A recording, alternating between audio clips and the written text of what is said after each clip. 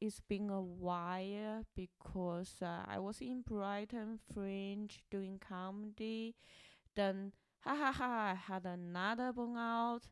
So I realized that now my life is just burnout, then rest, then getting back on track, then taking more projects without thinking about the consequences, then burn out, ha ha ha. Anyway, I'm back on track. Today I have a special guest. It's Karl. Karl, could you please introduce yourself? Hello, audience. My name is Karl Pinzon Bustillo.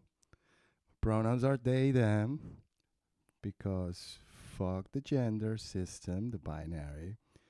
41 years of age.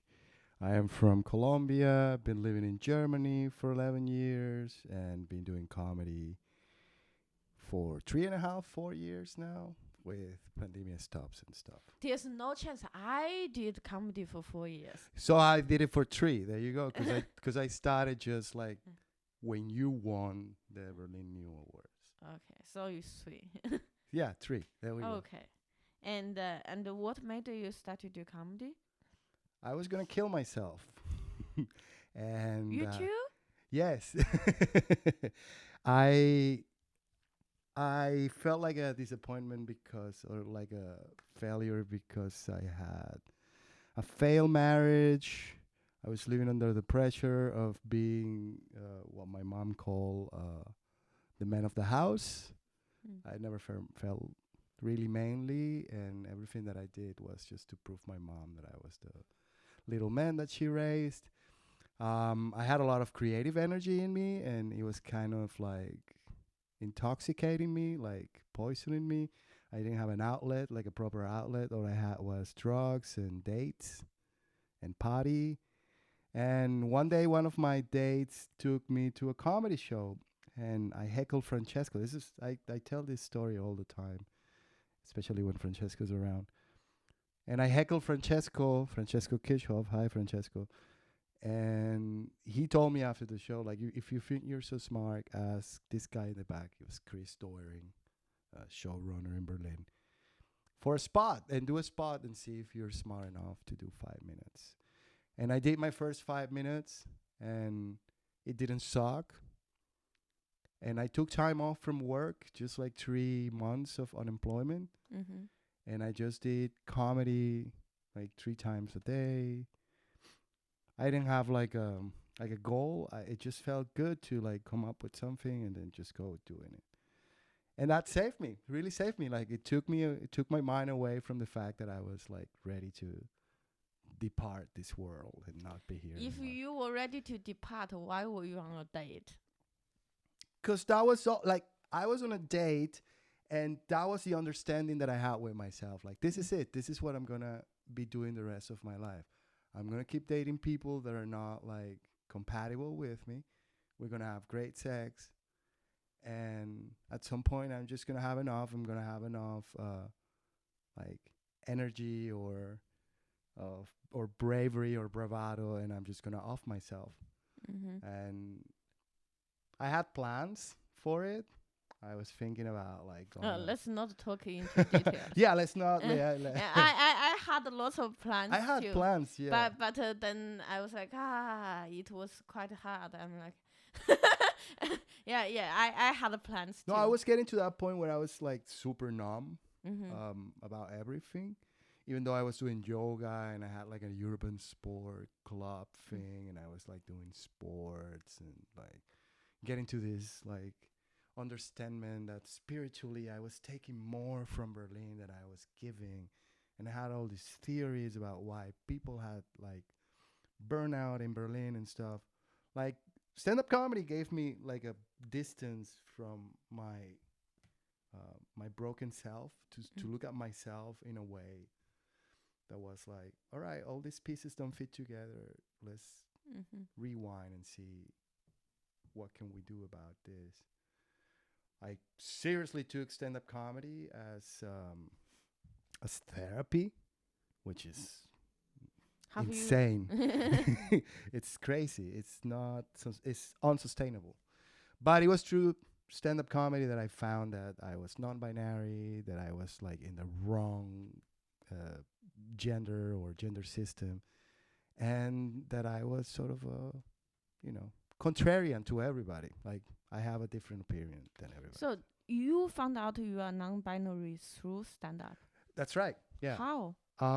Well, I started talking about being bisexual because I started remembering funny stuffs about my life, and most of the stuff that I remember were like had to do with relationships, secret relationships that I had with men, and how I wasn't being very sincere about that.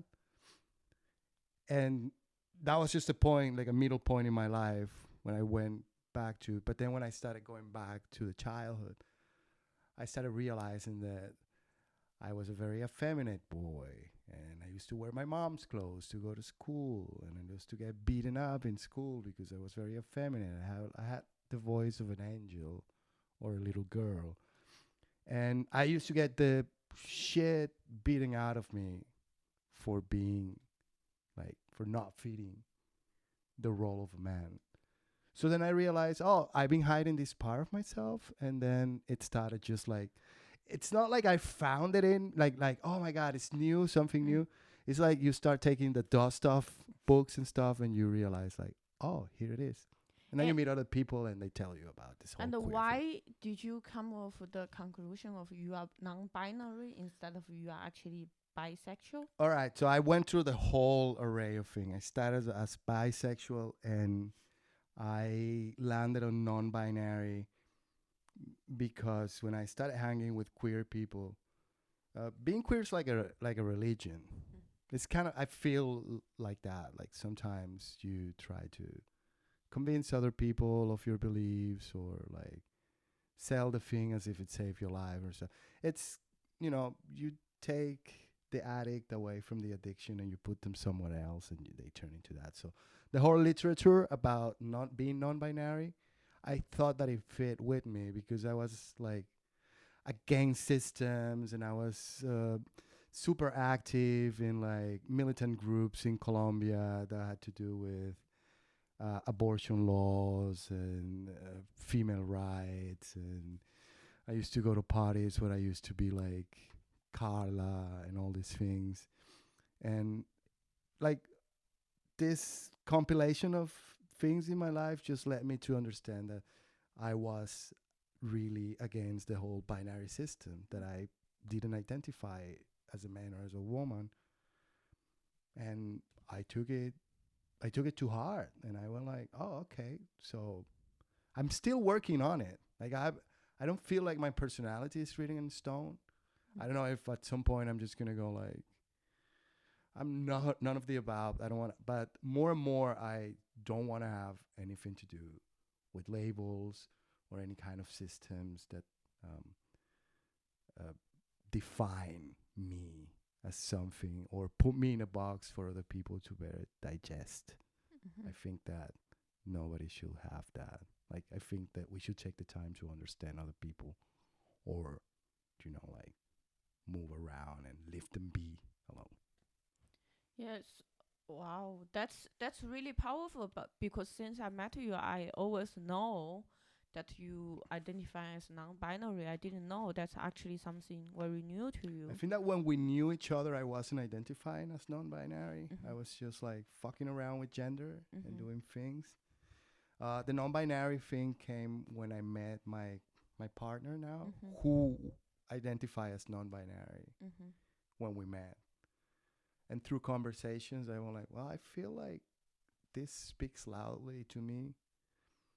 And I jumped on the bandwagon as a thing because I didn't even use they them pronouns until about 2 years ago or something like. It was it's fresh. It's all fresh to me. It feels. I still feel like I'm an imposter Mm. because of the way that I was socialized in Colombia, which Mhm. was like, I need to be a man, you need to be these things and stuff. And I still have a lot of homophobia internalized, and I have a lot of biphobia and transphobia and things that I have to reckon with. So I think that the label helps me to actually remind myself Mhm. that I am full of all this hate that does not belong to me, but that there's this option of not fitting into the system or not being part of it. So when I met you, like you were like quite depressed. So Yeah, is was that depression was something new to you or something you have battled for a long time? I I have a joke about it, which is like I battle with depression since my mom was born.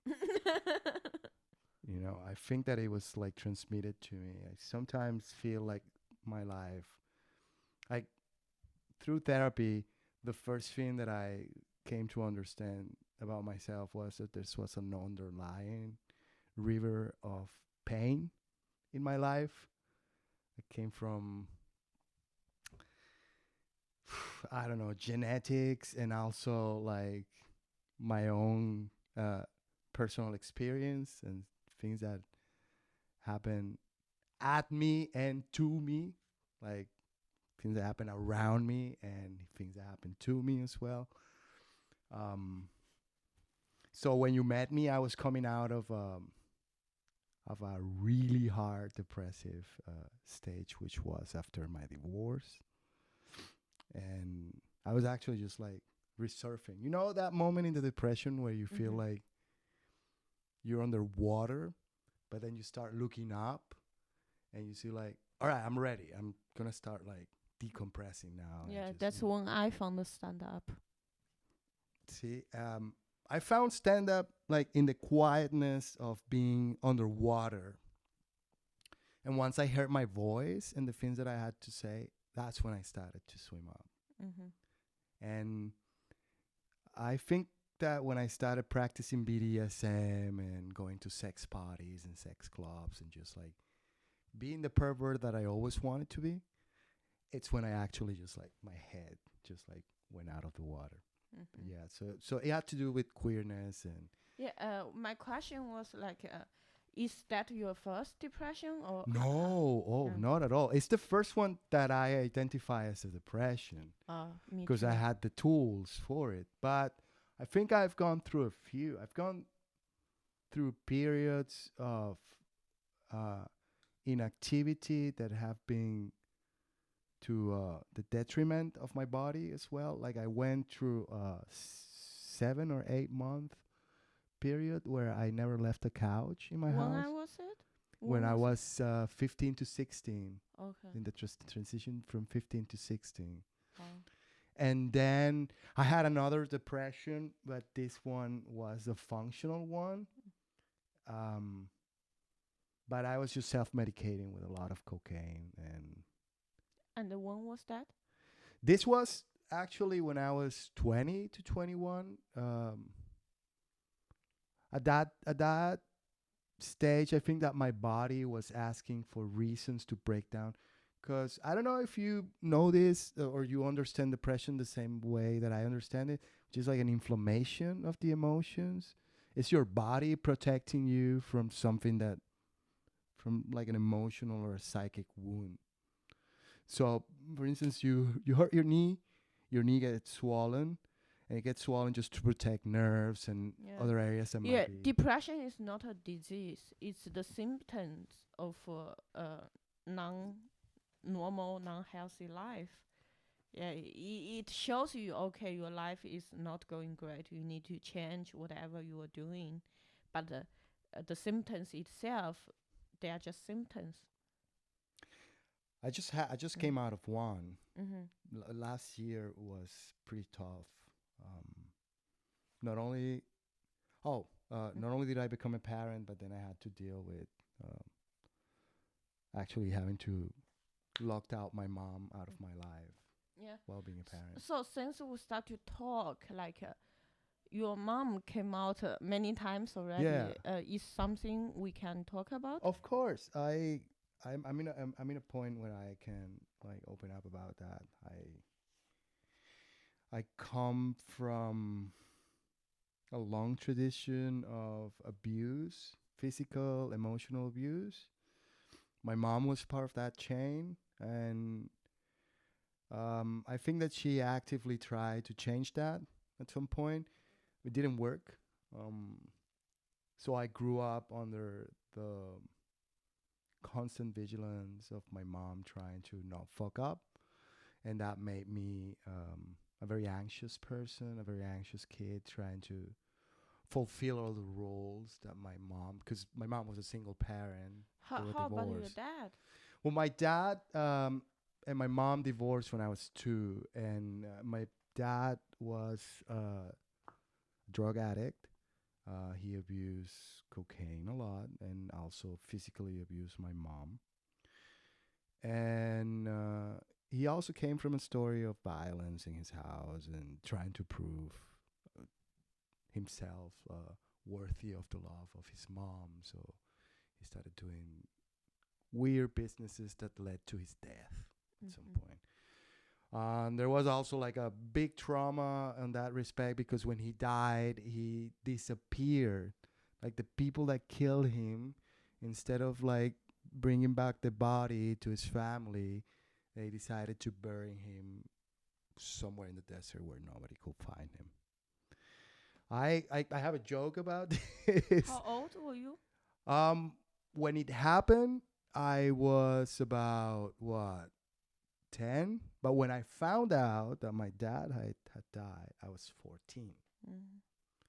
And it was about the time when I was ready to like, oh, I really miss my dad. I Mm. wish I could spend more time with my dad. Mm. That never happened because we found out about that. I have a joke about it, which was that my dad ghosted my mom and I by dying. And me, instead of going to therapy, I decided to do a documentary about it because back then, when I was a man, I would have also done anything except go to therapy. Mm-hmm. You know, because you have all these heroes whose parents get killed and they turn into Batman or Mm-hmm. whatever the fuck they want to do instead of going to therapy. So I look, I think I've been going to therapy wrong since I was 15, but when I started going to therapy in my marriage, um, I started like getting the right tools to deal with all those things and to understand that the life of my parents is not my life. And I think the pinnacle of that, the ending of that, was me cutting my mom out of my life last year after she told me that one of these podcasts or something like that had made her want to kill herself. After I just had a baby, and as a parent, you need a lot of emotional strength so you can transmit some sort of emotional strength to your kid because kids are super sensitive.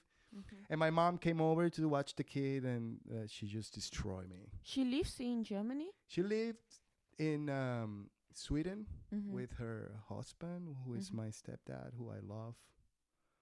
Um, but nevertheless, So you both made in Europe. well, had my mom and I have something in common, and is that we both wanted to be white people, Mm-hmm. and we have fought hard for that, right? She has a good pussy. Like she still can use that pussy. I know look, she met this guy on the internet when dating apps weren't a thing. She met this guy on a Yahoo public chat. Do you know? And is it like a actual like a nice guy, or is there some like a guy would just find any Define a nice guy. like there's lots of like it's like a normal guy in Sweden. When you run into them in real life, you would think, oh, that's a nice guy. Or you see some guy, they are so weird in real life, they have to go on internet to find a wife in Asia or in other shithole countries. Well, he ain't perfect.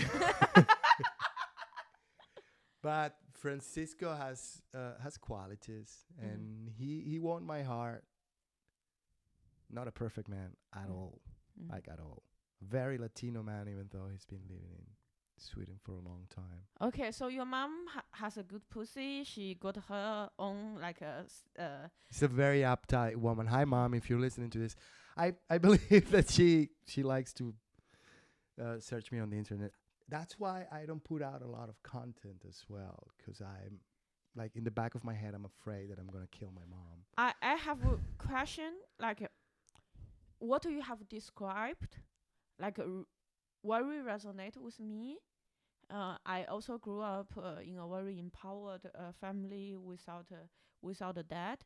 Only difference is that in my family there's never a history of domestic violence. I think it's because like China, like we only know like the generation till my granddad, right? Like before that, the country was in war for like hundreds of years, and no one remembers anything. They will just survive, pass on their gene, and so I think there's no domestic violence is because my grandpa he kind of married into his wife's family, and in Chinese tradition is a very shameful thing. Only so the children will use the family name of my grandma instead of his. So in Chinese sense, that means you as a man you cannot carry your name and you are failure. So it's only those men who really don't have money or have really like broken background, they would choose to do so. So my grandpa was really like living the shame and feeling like how do you say salty about it all the time. But that's why we don't have domestic violence history in my family, because my grandma was the person who has the power, although she's a woman. And which I found okay. Although the everyone in my family is fucked up, but no one is beating anyone. That's good. Well, nobody's beating anybody, but there's a lot of violence, generational violence Mm. there. There's like, I mean, domestic abuse is not just like hitting somebody. It can also be you telling somebody that they're not worth, they have no worth. Yeah, that's the definition in the white world. I mean, in the rest of the world, violence means violence, you know? No, don't I know it? I like one of my earliest memories is watching a circle of my boxing uncle hitting my mom, and then my other uncle who's not a boxing following my boxing uncle to hit him, and then my grandma. It was like a roundabout of abuse. And I was about like what 5 or something, and that's one of my oldest memories. My family running behind each other because my uncle hit my mom, and you know, um, nevertheless, I've seen British white people posh in like family reunions, like telling each other things like, "Oh, it would be so nice if you would choose like a career that will give you more money or something that will make you more respectable." That's abuse as well. I think that hits. I'd rather have a punch than that kind of shit. You sound just like my mom. You know, my ex-boyfriend broke up with me, and my mom Because you wouldn't really hit him, or no, my mom really loves that guy. And then after the breakup, I started to tell her some things I didn't tell her before. I told her like this guy, like the ex-boyfriend, he is French, and he's from really like a privileged background. Like I went to his family house. We like you can have a techno party there, and like there's so many rooms. Like the garden is bigger than all the parks combined in my neighborhood when I grew up. So and then he would have this really like a wide west view on relationship and whatever. He's like like all his friends, like they are in relationship, they oh, you can fuck whoever you want, you can do whatever you want, there's no rules, there's no guidelines in relationship. So he's a guy like this. And then he would, for example, he would argue. He said, hey, all your beliefs about like rules or whatever, keeping distance to other people, he doesn't believe it makes sense. He's like, so you mean, he told me, he said, you mean now if I go on camping, I cannot sleep in the same tent with other girls? He's like, you want to limit my freedom. He says in a way that I am crazy. He's like, aren't you crazy now? I cannot sleep with other girls in the tent. Wow. Okay. And then he went on a trip with his friends. When he came back, he told me, "Hey, Moni, I'm so great. I'm so great. I went like when I was on the trip, all my friends and we all download Tinder to meet local girls to hang out." And he said, "Oh," and one of his friends told him. He said, "Oh, if the night got well, they can each pick up a girl and go home to fuck."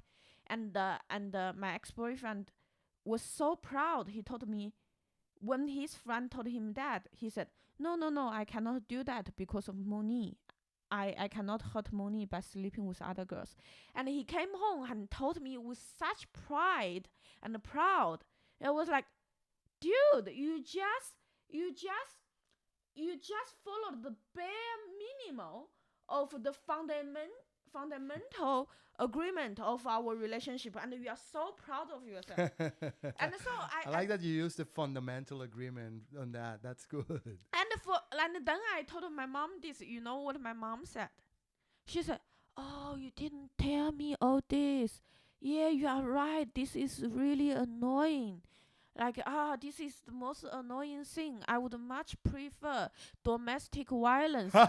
It's much easier. He just come home to beat you up because there's no one else involved. And after the beating, everything goes the same. It's so much simpler." Wow. After the beating, everything goes the same. What's wrong with you? They are neither acceptable. They are both not acceptable. No.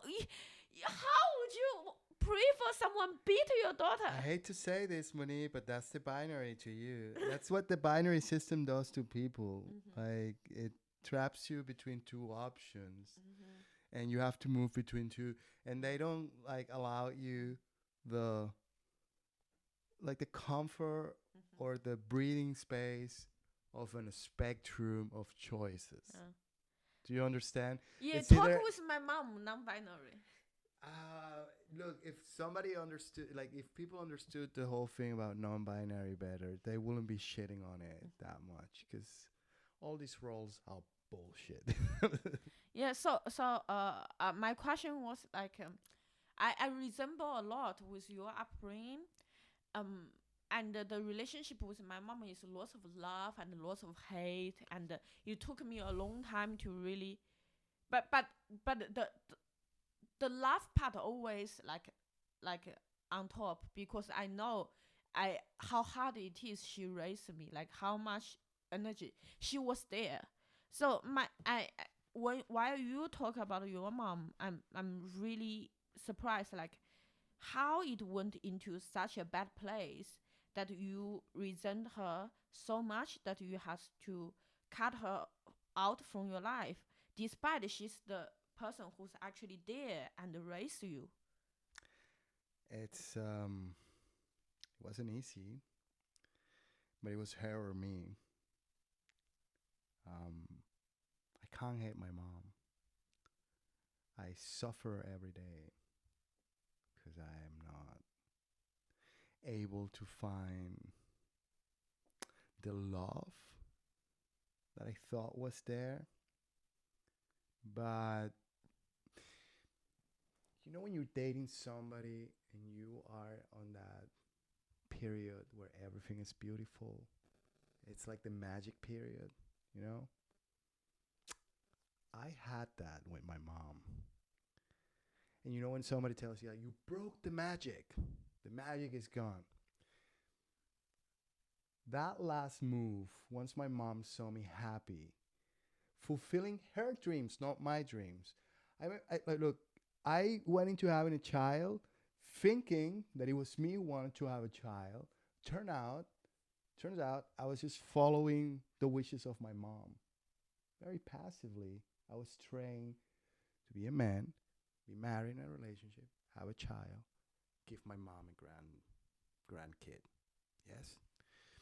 I find myself in Berlin. I start doing my own thing, and my mom tells me that it wasn't enough.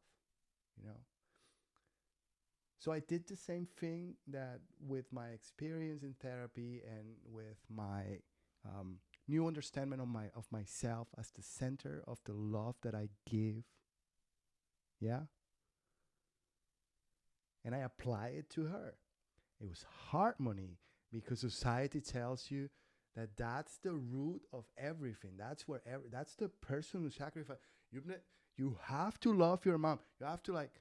It was hard, but doing it was a healing process at the same time. Putting distance between my mom and me has given me everything that I have today. Has made me the parent that I am with my kid.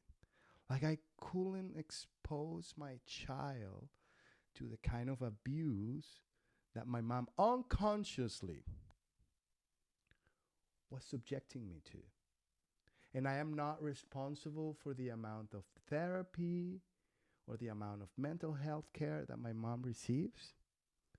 And I am not one to go get mental health care or go take care of your mental health. I am responsible for myself. And once that happened to me, once that fracture happened to me, once that anger was there, what my therapist recommended me was like, capitalize on that. Own that rage. You feel anger for your mom, towards your mom? Own it. What would you do in this case if it was a friend? If it was just a friend, just lower your mom to a level of a friend and see what you would do. And my only tool was like, well, I will put distance between this person and me. And I know that in a while we'll be able to sit down and have a talk. And I'm doing that. Nevertheless, because it's been such a long relationship, it's taking a while for me to like, all the emotions that are resurfacing with my mom are all the things that I remember from the past that are like, no, you fucked me up when I was a kid. No, you did this when I was a kid. And it is my rage to point it toward my mom because I never felt justified to have rage towards my mom, the person who gave me life, the person who sacrificed herself, the person who didn't know better but yet did the best that she could do. All those things I just like, you fucked me up.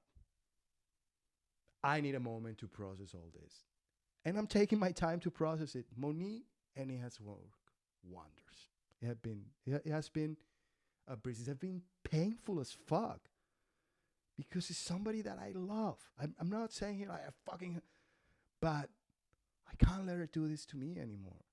I can't allow her to dictate what's good and what's not good about my life. There again with the binaries, good or not good. There's good things or bad things about me. If you can't accept me like that, you can't have me. So, my question was, what do you mind to talk about? Like, we don't need to go into details, but do you mind to share a little bit? What has made you have all this anger? Towards my mom? Yeah, like what has she done to make you feel like you are so angry towards him, towards her? Because in my case, I knew that like it's the constant like judging and like subject me to, oh, you are not beautiful, you are not good looking, always talking down on me in a way that she wants me to achieve more, but I just never believe in myself. So I want to know like how she fucked up, what she fucked up. Wow. Pick a year. Just give me a year, and I'll tell you how my mom fucked up with me that year. Give me a year. No, I don't mean like a No, it's just that I have so activity. many landmarks where my mom like directly fucked up with me, fucked up with the way. And through therapy, I have gone back and I have found that all this anger and all these things that I'm carrying around towards her, she put in there. She put in there. So I can go back to being a baby and being with somebody who had a short temper and who reacted like very violent towards me. I can go back to I've been through hypnosis, and I gone back to moments that I have spoken with her about. Like, you remember this time when we were like on an alley, and you like took me in your arms and cradled me and told me like, "Oh, we're not worthy of this," or it's like I remember that because that shit is in my head. But that's just like uh, the things that you do without knowing that you're doing. Do you want one specific? My mom abandoned me when I was 13 because she broke up with a guy, and she decided to go to Aruba and leave me in Colombia with a complete stranger while I was going to school, and she was like somewhere else passing How a long was heartache. that? 3 years Sweet. She leave you alone. with a complete stranger. So that's the one. That's the one where you go, wow. You see what I mean? Oh. And I forgave all that, and I put effort into like, oh, you know what? Because I look. My fantasy was always to see my mom in front of me on her knees, asking me for forgiveness. And I came to a point on my 30s when I was married, where I said like, I need to apologize to my mom, and I apologized to my mom, and that worked magic, and we started having like a good relationship. And she started having her doubts, but on her mind, I was a man, I was this, and her job was done.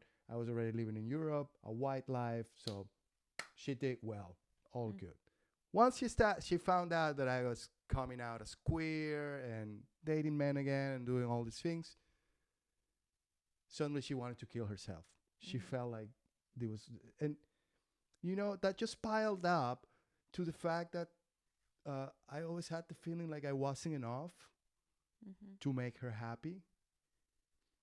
And I can point you give me a year and I'll show you something that my mom did to let me know that I wasn't enough, that I needed to be better, that I needed to be something else other than what I was at that Have moment. you confronted her to? Of course. Of And course. what's her reaction? Well, the same thing that you just told me, which is like, I did the best I could. You should be grateful with me. I am your mom. And it's like, that's okay. I accept that. She was 16 when she had me. She probably had to stop her developing as a human being to take care of me. Nevertheless, that's not my problem. Being born is not a consensual act. Nobody asks you if you want to be born, Moni. You're just jank into this world. It's your parents' responsibility to tell you, well, it sucks. It sucks, but it might be beautiful. Let me show you a few pretty things. And not just like hammer you into like, oh, why are you not like the kids in the magazines or the kids in the other things or the kids in this and on that. Have you like, I, what you said like being born is not consensual action. I really really agree. Like when you were a child, were you questioned? Were you why did you bring me to this world? Have you had that thought? Not anymore, because Mhm. I enjoy being alive a Mhm. lot. Um, there are many things that I like about this planet. There are But did you have that thought? That's my question. that what? Did you question that before? Of course, Moni. Mm. Look, my mom abandoned me when I was 12 when I needed her a lot. My dad died and we never found his body. Like, not that I had the best relationship with my dad, because drug addict, Mm. abuser, abused child, Mm. knew nothing about love. His idea of love was holding me at gunpoint when I was 5 on the door of the house where he and his drug dealing friends, and there was a police there, and there was my dad holding me at gunpoint. So that's the kind of love that I have from my parents. Do you think that a person with those experiences in life is a person that can tell you, no, I actually find pretty things in the world? I made an effort, Monique, because Mm. nobody else made an effort for me to show me pretty things in this world. Mhm. I made a big effort to find it out, and I found them. I Mhm. found them. I like I like rainy days. I like the moments when it starts snowing. This little fucking things that I have learned to love, just to not go like, this planet sucks. This plane of existence, not just this planet. I can imagine that in another planet is the same shit.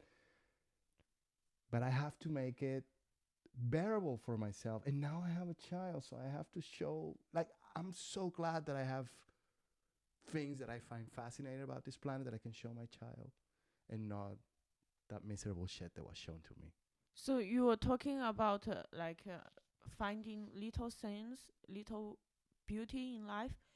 Um, if no one has shown you, when do you remember when it's your first time to realize, oh, just these little things I can look at here, I can look at there.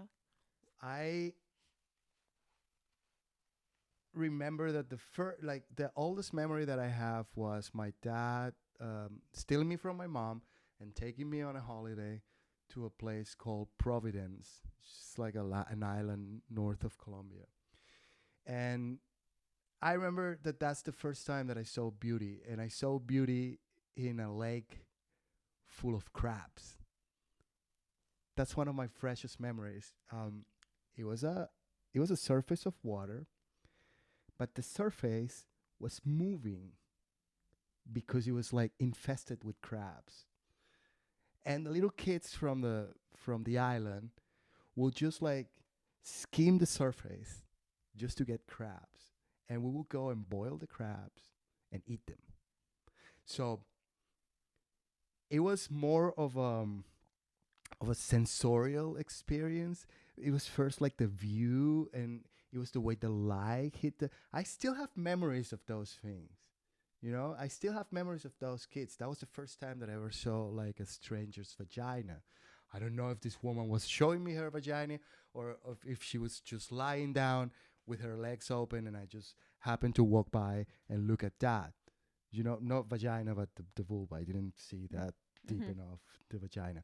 But anyway, that was one of the beautiful moments in my life. And it was like one of the moments that my mom was the most stressed or whatever. And this was one of the moments that showed me, like, wow, look, it's so simple. It's so simple. It was just a lake, some animals, and then the pleasure of just like gathering something, going, cooking it, and then eating it. Like that sense of community, that sense of unity, that you don't talk to people that much, but you feel like you're connected, not only with other humans, but with an environment. I was about 5 or 6 or 7. I can't remember how old I was when my dad stole me and took me to that thing, but I know it was pretty early. And I remember that ever since I was a child, I was very observant. And I was always either drawing or doing like long lists, or, like documenting whatever was happening around me. So I find things fascinating. Even though the world is going like, stay down, motherfucker, stay down. All my life has been like, stay down, stay down. I don't let the world just put me down that much, because there's a lot of things that I want to see and want to experience. Yeah. And is that how you get into like a film making, like being a creative? I I I remember that started because I started going to theater school. Mm-hmm. And once I started going to theater and I saw the teacher, what I told my mom was like, I want to be a director, a film director. But then I had an age like when I was 17 to 19, when I wanted to be a novel writer. When I was 16, I wanted to be a poet. When I was 20, I wanted to be a rock star. Then I wanted to be a novelist again. And then I here's the other thing. My mom used to work in television. She used to be a makeup artist, and she used to take me to set. She also forgot me once on a set, like went home, and then once she was home, she was like, "Oh shit, I forgot my kid," and she had to go back to the studio and pick me up. And I was just like very like relaxed in studio. So working in film connects my storytelling with those memories of hanging with my mom at work. So I feel at home in a studio, like in a film studio or in a Mm. shoot. I don't complain that much about the long hours. I complain when other people complain, but just to like have like that community feeling. But yeah, it comes from that, from finding that beauty and wanting to like communicate. That's why I do stand up as well. I from your comedy, I learned something about you. Um, you talk about you are um you are a survivor of Sexual assault, yeah. yes, yes. Is something you are okay to talk a little about? At this moment, yeah. I like we're not doing this just for me to like show myself as Mm. like a harsh person or a person that like no. I can talk about it at some point if I have Mm. to jump out. Mm. I can jump out. I am not okay with the label of survivor. I Yeah, just have to yeah. say it Let's now. just yeah. What has happened? Like, I was a victim of rape. I uh-huh. was a victim of intrafamiliar rape. So it's in family. Of course, he was a cousin, Oh, and my mom again didn't know where to leave me, so she trusted family members, and this family member just abused me, and he's done it again to other children. It was me coming forward that put that into light, and I was ostracized in my family just for saying that at the beginning. I was just like, how you old were you're you? probably lying. When I the first time that I like Mm. stated that this guy might have touched me when I was little, Mm. I might have been 14 or 15. I've Mm. always been like a little piss ant, you Mhm. know? I've always been either punk rock or heavy metal or like anything different from whatever other people are doing. I hate when people get together with ideologies and like, we're all like this. This is the normal. I hate the word normal because there's no normal. So once I started talking about that with my family, they put me aside. And my mom only believed me when I was like 17 and I was still like, hey, you know that this motherfucker did this and this to me, right? Like he used to tell me this and this in my ear, and he used to like, How and old is the other person? he was 15 when he raped. And you were 14. No, I was a baby, Moni. I was like 4 to 5. This guy was a monster. Oh wow. Yeah, yeah. And you remember it when you were 5? Oh my God, I wish I didn't remember a lot of Uh-huh. things in my Uh. life, but that's one of the things that I still have like moments when it, like And then you start to talk with your family when you were 14? even even younger than that. I remember that saying that when I was 7, then saying that again on a family reunion when I was 12. Wow, that's really brave of you. Not brave. I'm just like, it's just me. It's just Mm. what I do. I just Mm. like I pick fights. Mhm. I tell my partner that I have like a high sense of justice. Mm. But it's here's what's happened. When people fuck you over a lot, like for instance me being an immigrant here in Germany, I have to learn all the rules and all the things and I have to apply them. When somebody on the street is on a bike on a pedestrian path and they are trying to get through. And if I turn around and if I see a white woman doing that, like ringing the bell, so I move out of the way on a pedestrian path, I immediately turn around and I stand in front of her. Because that's not just. There's no justice in that. Because I have to learn all the rules. Because I always had to be the good boy. I always had to be the best. I always had to be like, you know, an image to project to the outside so people think that everything is fine in this family. So I have that thing that is that like that high sense of justice. All my life, I had it all my life. And that was part of it. Like when I was 12, just going like, no, this motherfucker that motherfucker over there, he diddled me when I was little. And not only diddled me, but he was telling me like, here comes the choo-choo train and all that shit. And my family was like, oh, let's take the kid for ice cream and let's take him away or something like, you know. And they don't believe you. They're like, why are you shaking the water? Why are you making all this complicated? And it's like, and it's that whiteification of the family. Even though we were all like brown in my family, it was like you have to be proper. There can't be any scandals. There can't be any issues in this family. This family is perfect to the eyes of everybody else in the neighborhood. Yeah. And my family was nothing but Mm. a bunch of dysfunctionality was the name of our game Mm-hmm. of my family. So yeah, I pointed it out.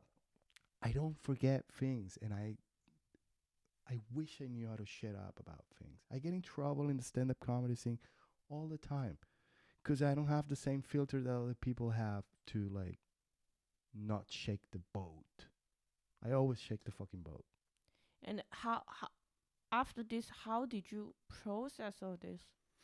I didn't, Moni. I Mm. didn't. I actually did all my processing last year, Mm-hmm. to be quite honest, and it was thanks to my daughter. Yeah, I was about to start this topic. What made you? I want to understand you because I also come from a dysfunctional family, not as dysfunctional as yours, but I just feel I don't want to continue this. I don't want to um bring another life to this world. I know I will traumatize the life. So I I want to understand you. What made you want to have children? It was the wish to have a something that I didn't have, which was a family unit, like a proper family unit. That was the romanticized version that I had in my head. All right, Mm-hmm. I'm giving you the reason that I construct, cause the name of my game was always being smarter than my mom, and ever since I was a child, if I was smarter than my mom, I was gonna be safe. Like the problem was when I was dumber than my mom, because I couldn't help her solve whatever, and that will mean violence against me. But the problem with me, like reverse engineering uh, the reason to have a baby, is that I lied to myself all the time. All I wanted was my mom's approval, and the ultimate approval that I was gonna get from my mom was by giving her grandchildren. Um, I found that out the hard way, which was by having a baby. And as soon as I held that baby in my arms, I realized I fucked up. Okay. And it was like, hit the ground running, get better. Like, all right, now you know what's happening, and you know that this baby came to this world with intention. Because my partner and I, we both wanted to be parents. Um, but we made all this like effort, and we invited the baby because none of us could have children. I have a low sperm count because of mumps that went to my testicles, and Maria had like some sort of oh man, I forgot the name of the thing, which is like cysts on the um Gebärmutter, what's the name of that, on the uterus. Mm. Like in the inner lining, she has like little cysts, Mm-hmm. and when you get pregnant, those things start pushing the baby, and the baby might not make it till the end. Like a pregnancy was gonna be something hard, but then we did our magic, and we like summoned the baby, and the baby came along. To my surprise, and once I was a parent, because I wanted it so much because I thought it's not gonna be possible. I'm 41. If it didn't happen when I was 20 and I was fucking all those people without condoms, Uh-huh. it's not gonna happen now. That we've been trying for about a year. But the baby came. And once the baby came, the first thing that the baby did was just like reflect on me all the things that I was lacking. All my needs. It's the first thing that a baby like reflects onto you. It's like shit. I don't have this, and I need this, and I have this, and all this. Seeing the baby suckle on a tit, and then seeing the baby drunk on breast milk, which apparently has a lot of CBD, made me realize that I use weed as a big crutch, and I am trying to go back to my mother's breath by just like smoking a lot of weed. It's a coping mechanism. I use it as that now, and it's like a ringing bell for things that are not going good with me. So the baby was on breast milk, I was on weed, and we were coming together at some points and having like cute times as if I was the uncle of the baby. And I didn't know what to do, Moni. Um, my mom came, did the whole thing, and I felt broken. And the only thing that I thought that I could do was be strong for my baby. And I couldn't be strong, so I started going to therapy because I didn't have any tools for that. Like the last therapy didn't give me enough tools for parenting with a narcissistic wound, like a fresh narcissistic wound in my emotions. So I go to therapy, and they tell me you need to process a lot of trauma that that you're still carrying around, because that's another thing.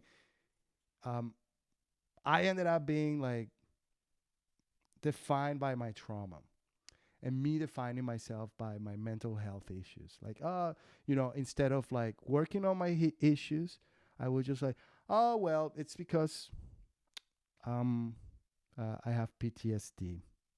I have comorbid PTSD. So what am I gonna do?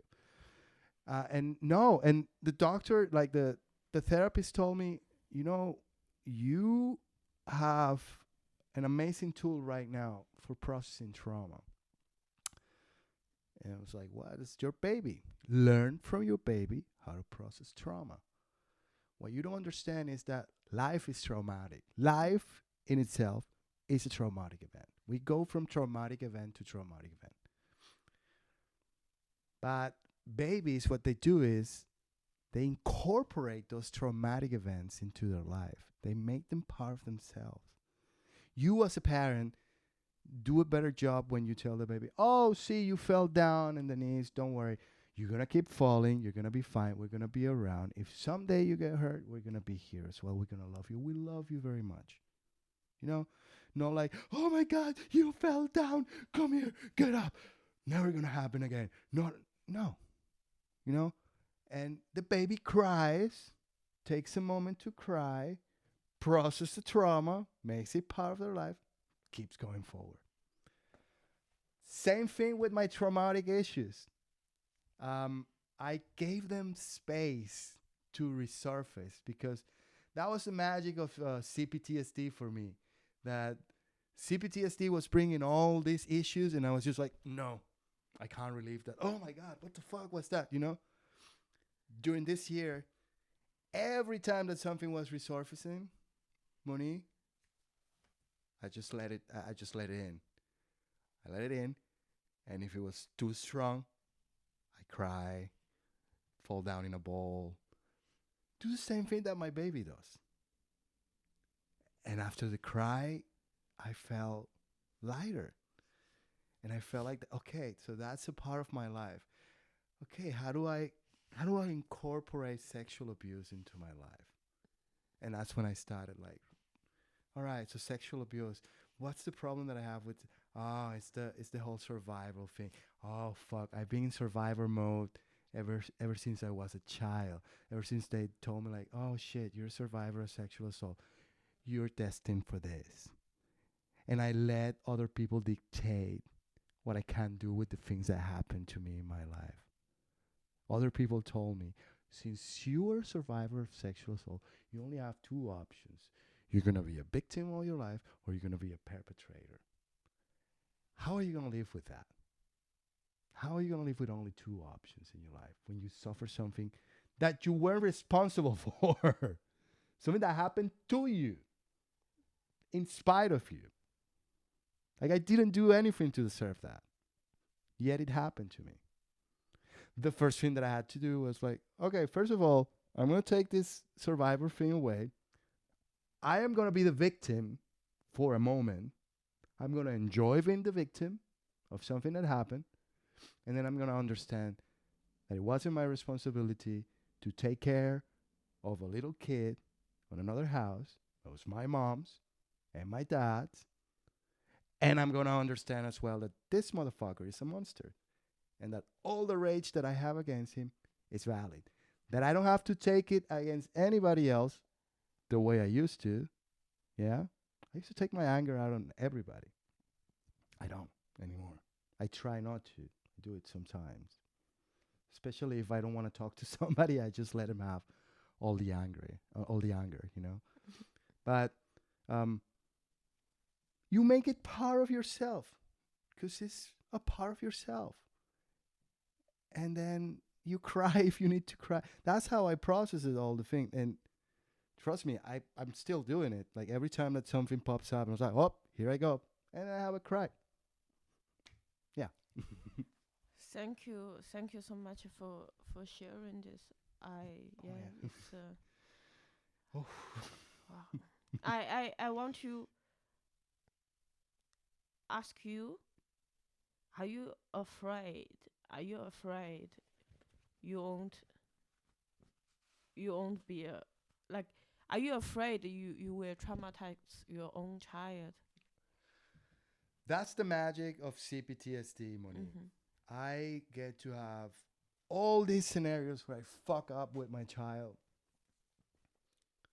I see them all the time. She just went through um an infection of the eyes, like pink eye. Mm-hmm.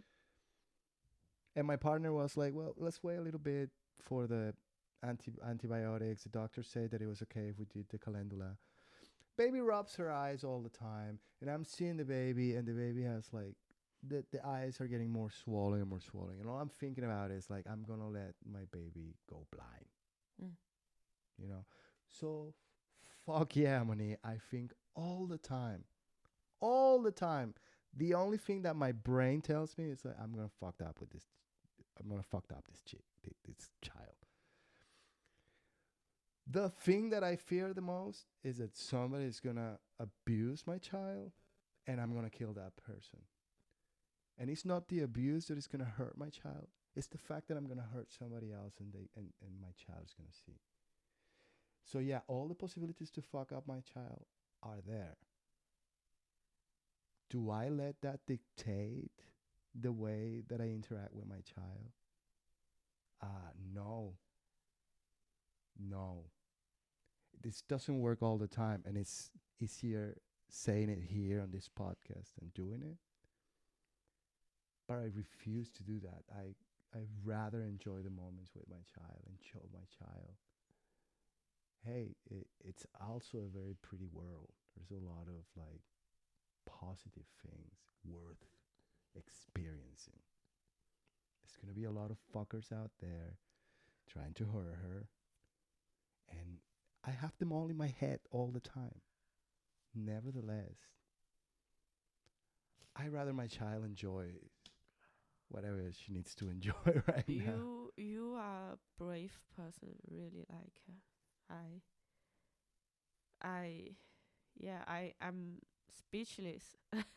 Anyway, audience here, I'm crying. I have no words, and I think the podcast is coming to an end. Um, yeah, I am not going to have children, but I'm so uh, touched and inspired by Carl, and I think your baby will have a wonderful life. I sincerely hope so. Hmm. Cool. Then, listeners out there, as usual, stay healthy, stay safe, don't kill yourself. Bye bye. Bye. Hey, I was quite emotional at the end of the podcast, so I um, ended it quite suddenly. Yesterday, I took a day off to reflect and to relax. I had a very long, deep conversation with my mom. Um, I really feel that although I from also from a dysfunctional family, it's very dysfunctional with my mom for many years. But I feel so privileged and so blessed that my mom behaved the way she did because of the permanent poverty and stress. But once remove her from that environment, she is a very reasonable person. And yesterday we talked about my hopes and my dreams, my anxiety, my fear. She encouraged me so much, and I was really really impressed. And I realized, oh, the burnout I have been talking for quite a while on this podcast. I realized it's not about the workload, but it's about my anxiety, my fear for the future. And my mom really helped me to see there's not so much I need to be fear. And in the worst case, I have a very easy backup plan. Um, and Carl really made me realize that what a privilege and how lucky I am, despite the traumatic past, that my mom now is open to talk and is open to communicate, is open to change, and demonstrated her ability, her capacity to change, which impressed me constantly. And I feel truly, truly blessed. Um, yeah, I will try to manage my anxiety and try to manage the workload and hope there's no burnout in near future. Thank you so much.